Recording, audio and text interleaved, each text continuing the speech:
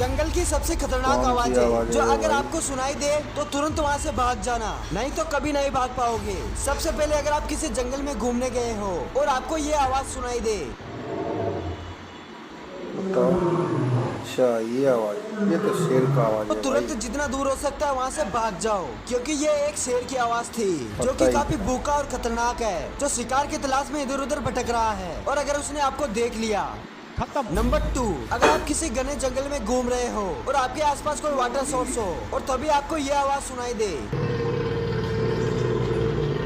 तो तुरंत वहाँ से जितना ये दूर हो सकता किसका है आवाज़ भाग है? जाओ, क्योंकि ये एक क्रोकोडाइल की आवाज थी जो आपको कभी भी कच्चा चबा सकता है। क्रोकोडाइल। नंबर 1, अगर आप घने जंगल में घूम रहे हो और आई होप कि आपको ये आवाज सुनाई दे